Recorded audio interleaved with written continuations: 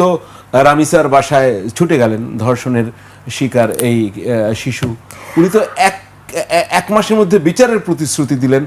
আবার ওখানে তাদের মন্ত্রীদের কি অবস্থা হলো যদি বলতেন একটু, এখানে কি আমরা রিয়াকশন পাই? দেখুন, আমি আজকে একটা পরিসংখ্যান দেখছিলাম, গত এক মাসে মাদ্রাসায় বলাৎকারের শিকার হয়েছে 100 শিশু। এরপরে যদি আপনি ধর্ষণের পরিসংখ্যানে আসেন, 118 জন শিশু ধর্ষণের শিকার হয়েছে, 47 জন মৃত্যুবরণ করেছে। এর মধ্যে প্রধানমন্ত্রী শুধু রামিসার বাসায় গেছেন, আমরা এটাকে সাধুবাদ জানাই। এবং উনি সেই সঙ্গে এটাও বলছেন 1 মাসের মধ্যে বিচার কার্য সম্পন্ন হবে। উনি কি বিচারক? উনি কি বিচার বিভাগ? এমনকি বিচার বিভাগও কি বলতে পারে কতদিনে ট্রায়াল কমপ্লিট হবে? আপনি বলতে পারি আমরা 1 মাসের মধ্যে বিচার চাই, আমরা কালকের মধ্যে বিচার চাই, আমরা আম জনতা আমরা বলতে পারি। কিন্তু দায়িত্বশীল পদে থেকে কেউ কি বলতে পারে 1 মাসের মধ্যে বিচার হবে?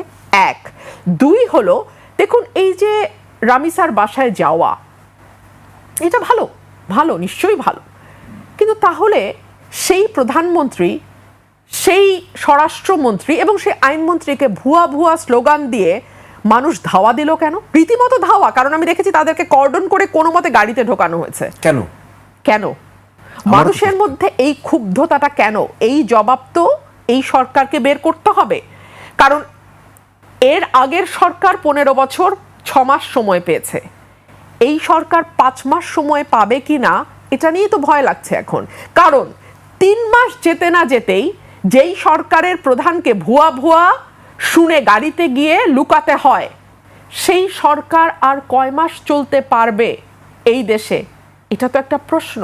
মানুষ খুব স্মার্ট। আমি কিন্তু আপনার মতো এই প্রশ্ন অনেককে করেছি যে আগে তো প্রধানমন্ত্রীকে কখনো ট্রাফিকে আটকে থাকতে আমরা দেখি নাই, আগে তো প্রধানমন্ত্রীকে কখনো ভিকটিমের বাসায় একেবারে প্রথম চোটেই দৌড়ে যেতে দেখি নাই, আগে তো প্রধানমন্ত্রীকে কখনো প্রতি শুক্রবারেই কখনো প্রতিবন্ধী শিশুর বানানো গাড়ি কিংবা কখনো কাভার্ড ভ্যান চালাতে দেখি নাই, আমরা তো কখনো আগের প্রধানমন্ত্রীকে মানে এত ক্যাজুয়াল পোশাকে দেখি নাই, স্ত্রীকে নিয়ে গাড়ি চালাতে দেখি নাই, বর্ষণ মুখর সন্ধ্যা উপভোগ করতে দেখি নাই, কিংবা স্ত্রীর হাত ধরে বৃষ্টিতে ভিজতে দেখি নাই, স্ত্রী মানে পার্টনারের হাত ধরে বৃষ্টিতে ভিজতে দেখি নাই।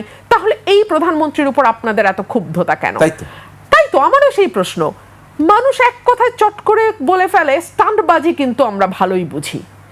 মানে এই বিষয়গুলোকে যে মানুষ স্টান্টবাজি হিসেবে দেখছে, এটা সম্ভবত প্রধানমন্ত্রীর চারপাশে থাকা চাটুকাররা বাদে বাকি বাংলাদেশ বুঝতে পারছে। সো